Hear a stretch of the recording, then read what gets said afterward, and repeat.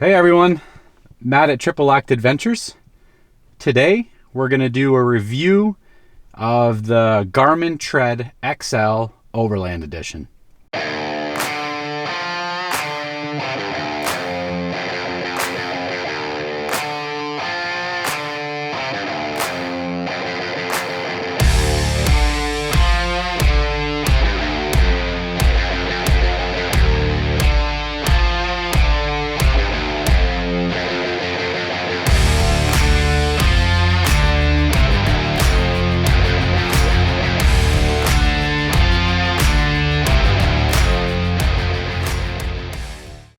All right, guys. So I think in the beginning, I want to kind of go over some of the build quality, some of the features from maybe like a 50-foot view, and then we'll go into some of the nitty gritties.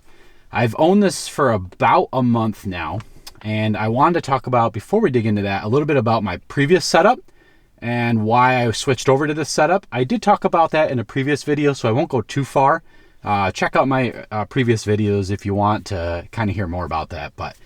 So I came from having an iPad mini on the dash, which I used to run Waze. I used it to run Gaia Maps, Onyx Off-Road, iOverlander. All the apps were kind of just on that device. It was a small iPad mini. It was, well, ironically, the iPad mini was slightly smaller than this entire unit, but the screen, because of the border, was so much smaller. So I came from an iPad mini, and that worked great for about the last 4 years. A lot of the times when we would go wheeling or go on big overland adventures or even expeditions, I would upload tracks or routes into Gaia GPS, and then I would use that a lot of times, unfortunately, primary offline. So a lot of travel we do not have cell service for a majority of the trip. So you're either forced to make all of your routes ahead of time and follow those exclusively, or you have to have cell phone signal, which if you don't, obviously that doesn't work. Or what you'd have to do is, like say on Gaia or Onyx, you have the ability to download offline maps. That's pretty nice. It works great. There's some intricacies of each different app and how you do that and how much space you have on your device. And like Gaia, you don't want to download as many, or like a large area that has a lot of layers on the map because it takes up a lot of space. There's just a lot going on there. That was really the big reason I moved over to this device, and we'll go over a lot of the details here in a second. Everything on this device is offline. For most of it, I should say. Everything I say will be offline unless I say otherwise. Let's put it that way. So everything is integrated on device. It does have, this specific device is the Garmin Tread XL Overland Edition, which is the 10-inch version. They do make, I want to say it's an 8-inch version. I went with the slightly larger version because I wanted the larger screen, and overall the size of this versus the iPad mini was slightly larger, but not too much. Obviously this does block your view a little bit of the vehicle, but I was kind of used to that with the iPad anyway, so I think I added maybe 0.8 of an inch or something like that diagonally, but height-wise, not much. It really didn't, honestly, it wasn't that big of an issue. When I put it up here, I wasn't like, oh my God, I can't see. But yeah, so this is the 10-inch version. It has about a 64 gigabyte internal memory. It also has the ability on the side here, we'll go over the build here in a minute, to add an external SD card, which can be up to 256 gigs of space. Which is a really nice function. So the iPad, when I bought it, if you want any kind of GPS tracking, you either have to buy an external GPS antenna with your iPad, or you have to buy one that has the Wi-Fi and the cellular plan built in. You don't have to activate cellular if you don't want to, but the cellular ones are the only ones with GPS built into the iPads. Good note on that. The other downside to the iPad is that you have no way of upgrading the memory. You have to buy the biggest iPad you can find, which the one I purchased, I want to say was pretty large. It was like 128 gigabytes maybe, something. It definitely wasn't 256. And it was, to be honest, it was fine. I downloaded some apps. I had a lot of apps and, downloaded maps. I had a lot of apps on it. It was fine. Like I got very close to being full, but I was very careful not to like upload like all my Apple photos and all that stuff. So that helps, But anyway, This has the ability, because it's an Android-based operating system, and we'll get to that in a minute. That is a whole different thing there. But because it's an Android operating system, you have the ability to upload a larger SD card in there, which is really nice. So, 256 gigs plus the 64, that is a significant amount of space for apps and maps and updates and features and functions and all that. So, speaking of that, let's kind of get into the build quality here and things I've noticed and things that are obviously on the websites and you could go to Garmin's website and see all this in more detail. But let's start off with the actual build quality of the unit. Very high quality. Let me unlock this thing here. So it has a magnetic mount on the back, which we can go over that here in a second. So it's got we'll go over it now. It's got a magnetic mount that's nice and sturdy. It uses like a ram ball system. It's Garmin's branded, but it's a ram ball system.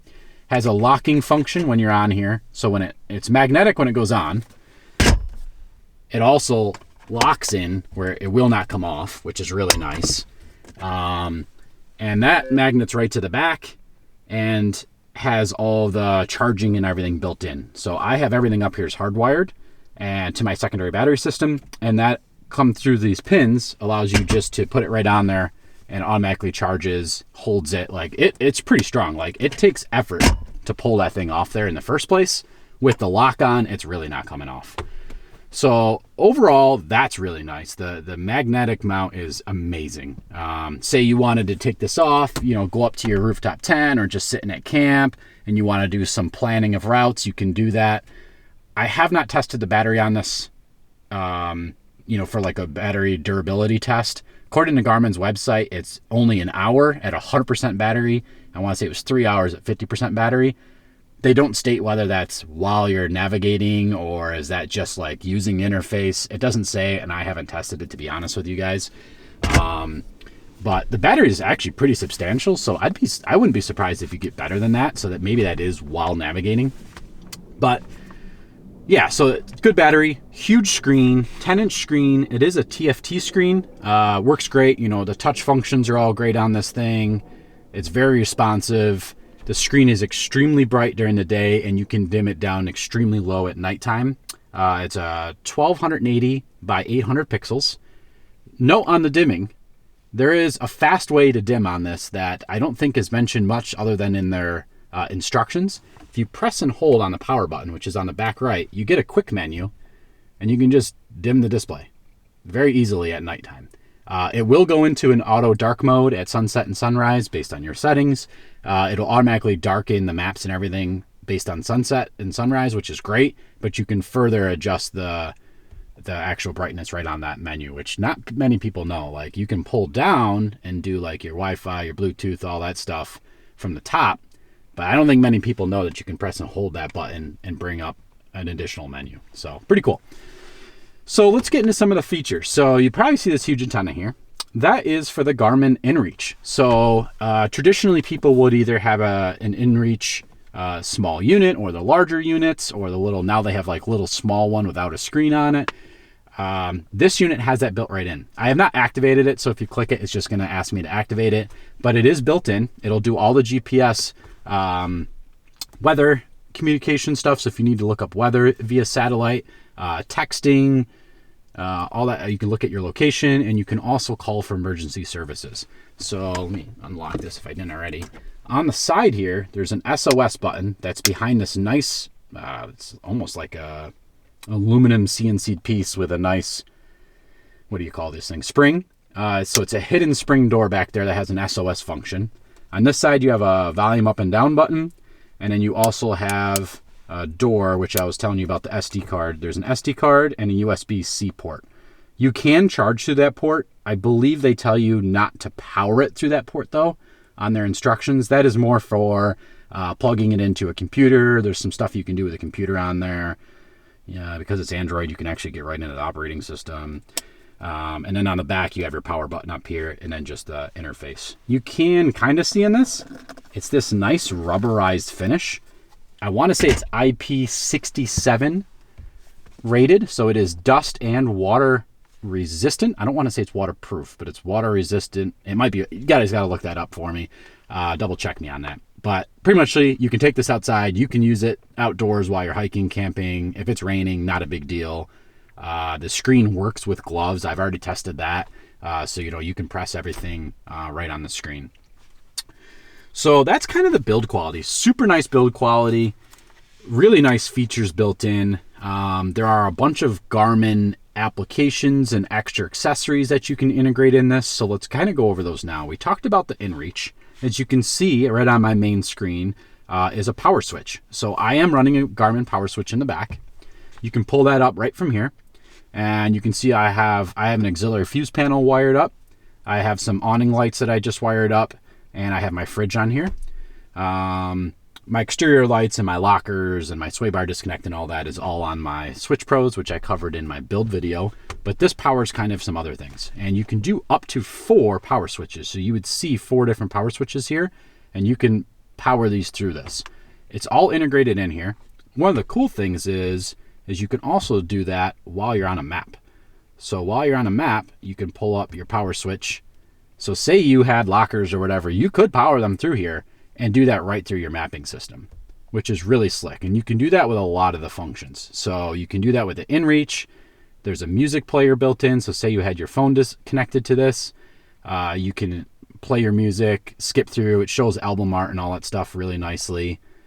You can also see like trip data, things when you're driving up ahead. It'll show like, restaurants, all that stuff. Oh, sorry. When you're on highway, it'll show you what the next rest station is, all that stuff. And again, that is all offline. So that's pretty cool. If you are connected to your phone, and this is where internet kicks in, if you are connected with your phone, you can also accept phone calls and stuff through the unit. You can see smart notifications with like your text messages. You can also see live time weather of where you are. This is all through the Garmin Tread app on your phone. With that, you can also see weather alerts for your area. Say there's a big storm coming through, flood watch, any of that stuff will all come through on the weather as well. Super cool. I don't have my phone with me just so it wouldn't be dinging, but I can show you guys that if you're interested. What else is on there? There's Group Ride, which I haven't used. That's a function more for, you could use it in Jeeps and stuff like that and off-road vehicles, but it's more for your side-by-sides. It allows you to see and communicate. I want to say they're using the MERS radio system. So on the back of this unit here, you can kind of see these 2 ports here. You would be able to wire in accessories, and it has an antenna that would stick out, and that would allow you to use the group radio system. You can also do external GPS antennas through Garmin, and I think there's 2 different GPS antennas, and there might be something else you can attach to. So a lot of cool functions there. While I was talking about quick functions while you're in the map, I'm going to try to keep focused on this, guys. There's so much in here, it's easy to get off on a tangent. You can change what buttons are on the screen. So I actually have just a quick button right there that pulls up the Garmin power switch. You can, clicked the wrong button. While you're in this little menu hamburger icon, you can change what those buttons are on the side here. So there's a lot of customization to doing this. And I will say it takes a couple weeks to kind of play with it, use it, figure out all the functions, but it's super cool. Even the functions down here. I chose to have my speed, which when you click that will show your current trip, time, elevation, stuff like that. I have elevation over here, sunset and sunrise here, and then my current direction heading. These are very customizable. You can pick all kinds of functions of where you want to have in there. Those are just what I thought was going to be useful to me. Let's go back to the main screen here. So I was showing you guys the view map. That is kind of your standard Garmin driving on the road, highway driving, overland driving. It will show off-road stuff as well, but that is kind of your day-to-day driving OpenStreetMap system. It does show points of interest and all that stuff on there as well. But say you wanted to do actual routing and mapping. That's where you'd go into where to. That's just because of the vehicle I picked. So we'll go back to that in a second. But this is where you can pick all kinds of like points of interest, waypoints, coordinates, what address you want to type in. Do you have your house located? You have TripAdvisor, national parks, current fuel prices around you, off-road parks, all kinds of stuff integrated into this, which is super cool. So they did just go through an update, and I don't know all the intricacies of this because there used to be a lot more buttons here. They kind of cleaned it up. I have some quirks about it, but overall I really like it. So one of the things they changed is the way iOverlander and stuff works on this now. There used to be individual buttons for that stuff, and now they integrated it all into like this campgrounds button. So say you wanted to try to find a campground near you're wheeling, you don't have cell service, you have no idea where you are roughly, right? And you're not sure what's around you. You would just click this, and mind you, this is completely offline. It'll pull up everything near your area. I'm in like a village where my offices are, so it's not going to show you much right now. I'm in Western New York. There's not a whole lot of off-road campgrounds and stuff near us, but it'll show you all kinds of stuff. These icons here, your iOverland icons, but you can kind of see like this one has a TripAdvisor on it. So if we click this, which I've never even been there before, you can see some information about it. It shows you different reviews. It shows you where it is. You can navigate right to it. Tells you roughly what your arrival time would be. If you have your phone connected, you can also see bird's eye direct, which is like satellite imagery of that area. You can also do your adventure routing through here, which I mentioned in the beginning. So there is a slider that you can pick on your adventure routing. So what this does is based on your vehicle input, and like I mentioned before, we'll get to the vehicle profile in a second here. You can pick how adventurous you want to be. 1 being just, I want to take a road, get as fast as I can there. 4 being, I want to go as adventurous as I can. That will change the routing based on your adventure. I'm in like a village, so there's no trails or anything, but say you were like in the Colorado mountains and there was a lot of trails near you, this will take you on the most adventurous route you possibly can. It will not be the most efficient route, but it'll be very cool and very adventurous. This is going to be like, hey, I'm driving on the highway and I just need to get there. I need to drive 6 hours to get to this place. Just get me there as fast as possible. With that said, it will customize your driving scenario based on your vehicle profile. So let's get to that, because that is a huge factor on this too. More so if you have like an RV or a larger vehicle or towing a trailer or something, but you can set up vehicle profiles, and you can set up multiple of them and have this unit go between different vehicles. For mine, I have a heavily built expedition style Overland GX460. So you can set up your profile for your exact vehicle. All these measurements I took myself and put these in there. So I'll kind of show you what you'd go through. Heights, widths, length of the vehicle, the weight of the vehicle, if you're carrying propane tanks, how many and how many pounds. That matters for like ferries and stuff like that, just so you guys know. Even some states don't allow you to transfer, or certain countries don't allow you to take propane tanks across borders, so it's nice that it'll do that. You can set your base level adventurous routing in here, and that is always adjustable lifetime.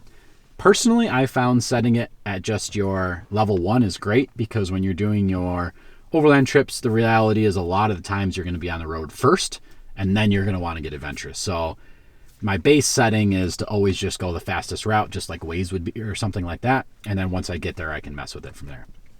Traction method is really how many wheels do you have? Like let's click this. So you can see, you only have a 2-wheel drive vehicle, or you have 4 wheels, 2 axles, 4-wheel drive vehicles. Say you're on a 3-wheeler, you can pick other vehicles, tracked, all kinds of stuff. So that will customize what kind of trails are accessible to you. Same thing with ground clearance. You can either have a standard ground clearance vehicle, say just a standard RV, or maybe you're driving like a storyteller van and it's got a lot higher ground clearance. Well, that allows you to select that, and it'll direct you on high clearance trails. Where if you're standard clearance, it's going to take you maybe on more standard forest road type of stuff, not high clearance stuff. You can also mark whether your vehicle is allowed to go on road, highway legal, all that kind of stuff. You can also mark what your max speed on the road is and average off-road speed. I haven't seen where this changes anything, but I would assume, say you had like a military style vehicle, you could only go 55 miles an hour. I would assume it would probably not put you on the highway, would be my guess, but I'm not sure. I haven't really played with that yet. But super cool that that's all integrated in. So the reason this is good, other than the things I already mentioned, is that it would also be good for, say you're in areas you don't know where you are, and maybe you have a very tall van and it doesn't fit under certain bridges. This would automatically route you around those bridges. Also, it'll give you warnings for bridges ahead too. So there's driver assist functions in this as well. But just imagine scenarios. I'm sure you can come up with some. Weight of the vehicle. Say you have a 12,000 pound vehicle and the bridge is only rated for 1 ton. Probably not likely, but I mean, that would be a huge problem, right? This will do all the routing around that. Big asterisk. It even says that right from Garmin when you do this. It might not do it right now because I've already selected it. But it'll tell you, like, it's going to try to route it as best as possible, but obviously you still have to use your discretion. I mean, that makes sense. So that's vehicle profile. There's a lot of things you can do outside of that, too. You can see live time traffic. Like I said, you can see weather radar, weather. All of that is integrated. Those functions, the traffic, weather, and radar, are only if you have your phone connected via the internet. You would not get those offline, but that makes sense, right, guys? For adventure routing, other cool things that are in this adventure tab are things like your ABC meters. So your altimeter, barometer, and compass. So it'll show you current elevations, descents, max elevations you've been at, what the current barometer is in your area exactly, your current compass. It will recalculate when you drive. It's just because I was taking it out and flipping it all over the place. It gets a little confused sometimes when you do that. It's actually only happened to me twice, which is ironic. I did it now in the video. Bird's Eye Direct, I had already mentioned. That is your satellite imagery. That is only if you are on a phone, or you can also download it offline. But again, integrated in the unit, can be all on top of the map. Campgrounds we covered. Dog tracker is a pretty cool function as well. So dog tracker is if you buy Garmin's, they're more designed for like hunting dogs, but you could use it for any dog. It allows you to track your dog, which I've never even clicked it, so I don't think, yeah, it's not going to do anything right now. But you would be able to see where your dog is anywhere from your location, and those trackers go to like miles. So really cool function. Explore is the Garmin Explore app. This you can do on your computer, and I want to say there's an app on a phone as well. I have downloaded a bunch of the BDR routes from the Backroad Discovery Route group of people. So I've downloaded a bunch of their stuff. You can see you can mark them on or off on your maps, which is super cool. Which actually I should just show you that. So this allows you to kind of make all of your travel pre-route sections and have them as layers on and off on your mapping. So yeah, let's do that because we already touched group ride. We already talked about InReach. Let's go back to Explore in just a second. So pitch and roll is also super cool. You can have that in your vehicle if you don't already have those integrated. A lot of new Jeeps, a lot of newer vehicles have this in there, but this allows you to see your pitch and roll when off-road. You can also set warnings for the vehicle. Say your vehicle can't go over 30 degrees of roll without flipping, it'll tell you that. And it'll give you a warning on there too, if that's going to happen. TracBack allows you to like set a waypoint and track yourself back. So say you're lost or need to get back, it'll take you back. Track recorder, exactly like it sounds. It allows you to track your recording just like you would on Gaia and any of those things. It allows you to do that. And tracks are your actual like pre-saved tracks that you have on there. How many miles they are, all kinds of stuff like that. That's like a whole different system. Let's go back to Explore though. So when you're in your map, this will probably load kind of funky here. But so the BDR routes, you will see I have BDR routes for like all over the US, literally everywhere. And some of this stuff is from just my own travels. Some of this is from BDR. You'll see. So when you zoom in to these, on those BDR routes, or if you make your own routes, you can save waypoints, points of interest.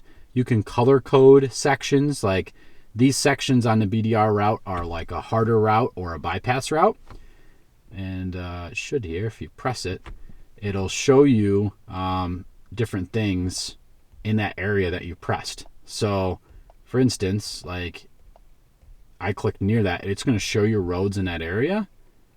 And then if you press this, it'll give you some of the details of like that, depending on how the information's in there, right?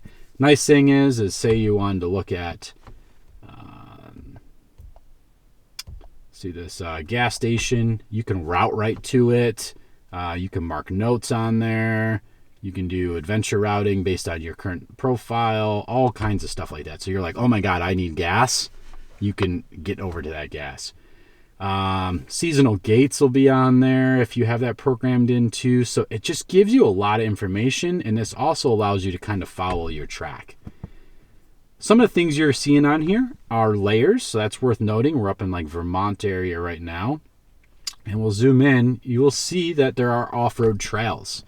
So just like Gaia, you can do a bunch of different layer systems in this. You can mark whether you want them on or off.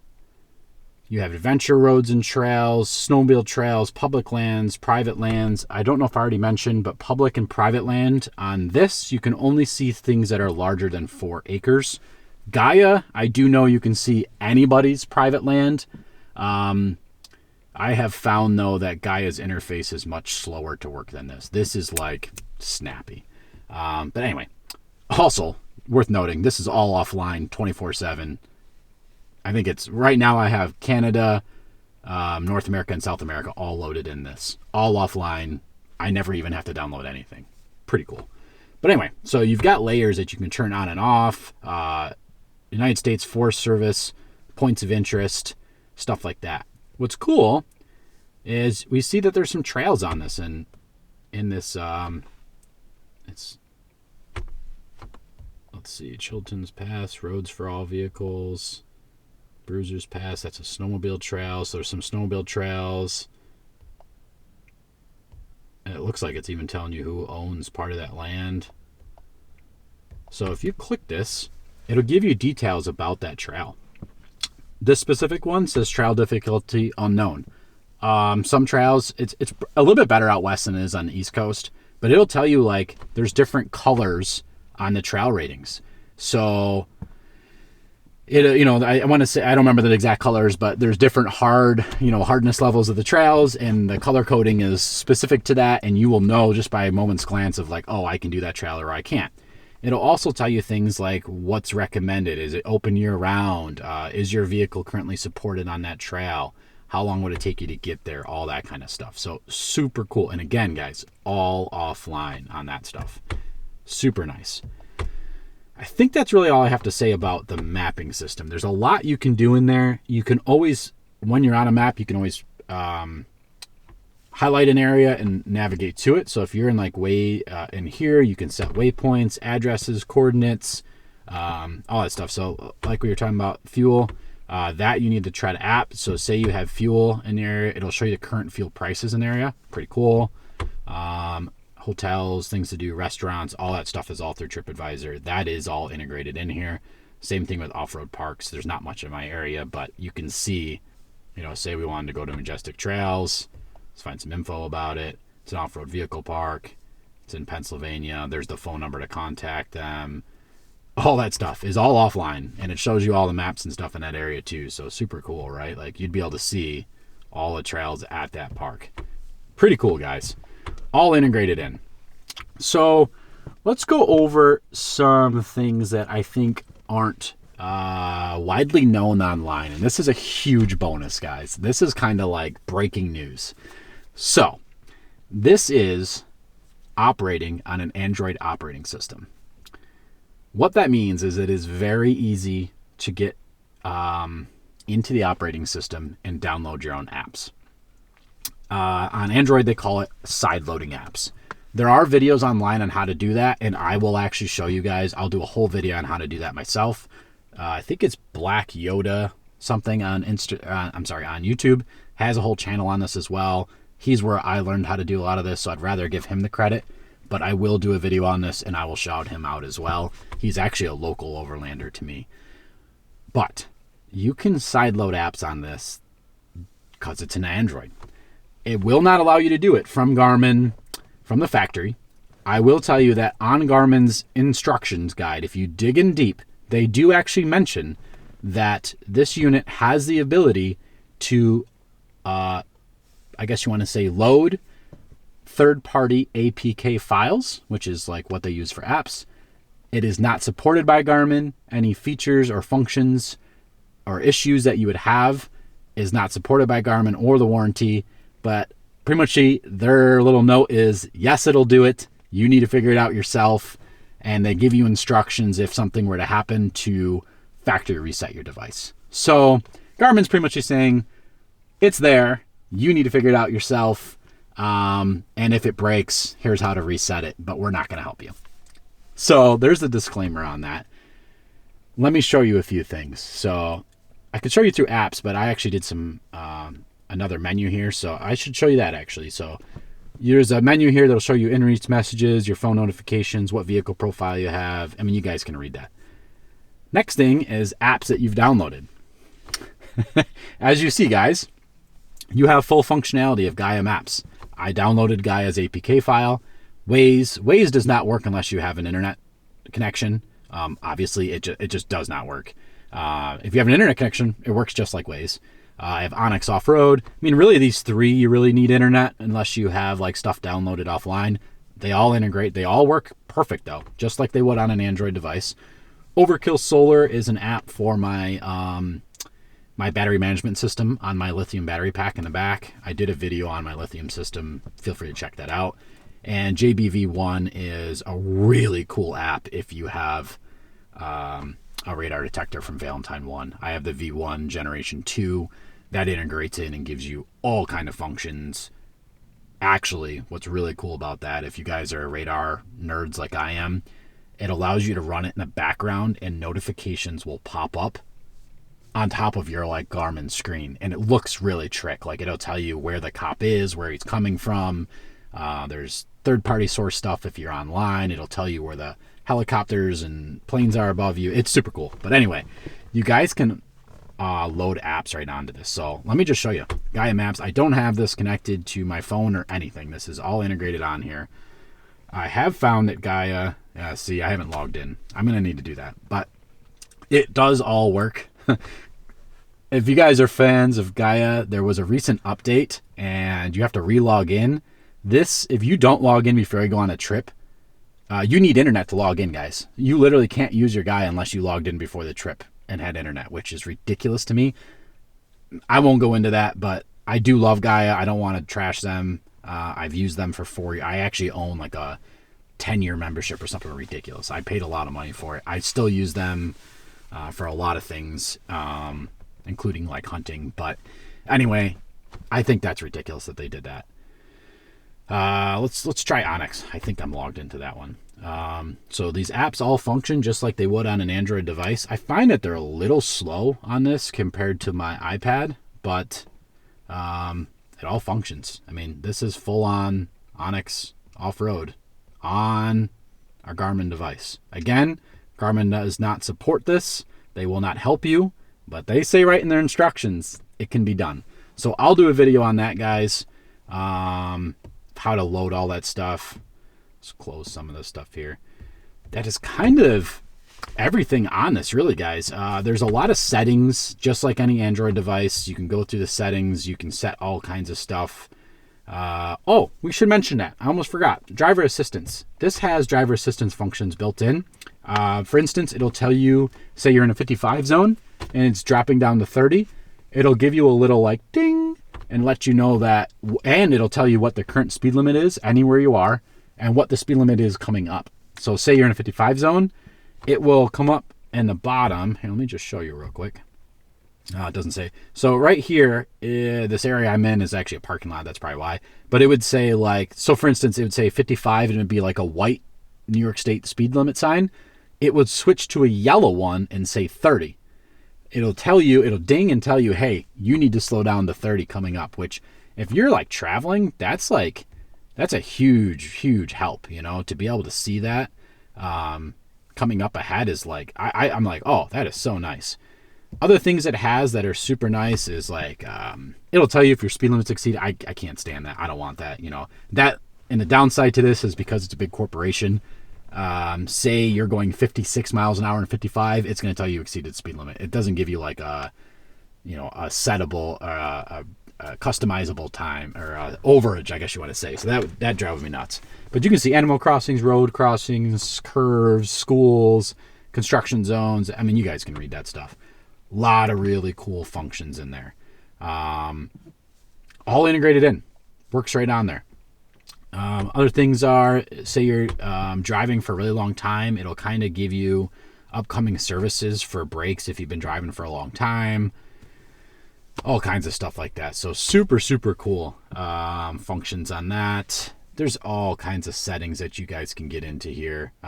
You will not see this developer options unless you've done what I did to enable third-party applications. Again, we'll get into that in a different video. I'm trying to think what else, guys. So tools, by the way, if you download third-party apps, tools is where you'll start to see some of that stuff. So there is a full web browser that you can use. Right now it takes you to Garmin. I forgot, I actually am connected to Wi-Fi in my office building, so not much, but you can see you can actually use a web browser. I will tell you, I messed around with it.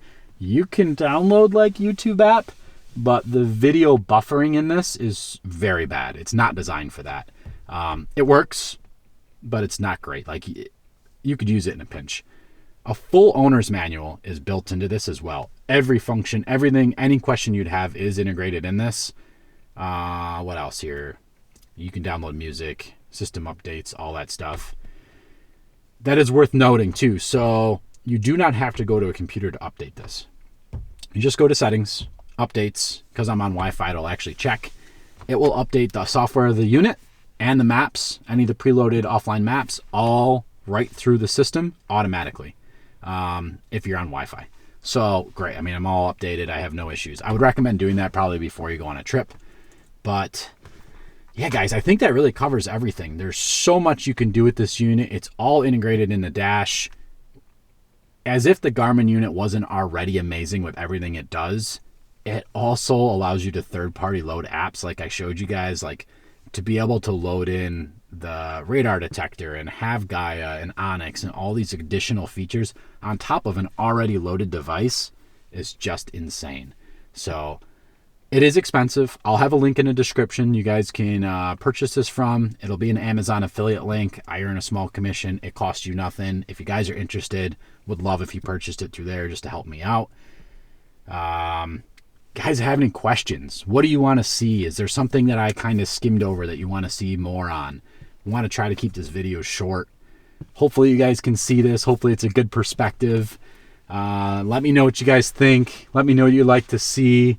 I would love if you liked, subscribed, commented on this video.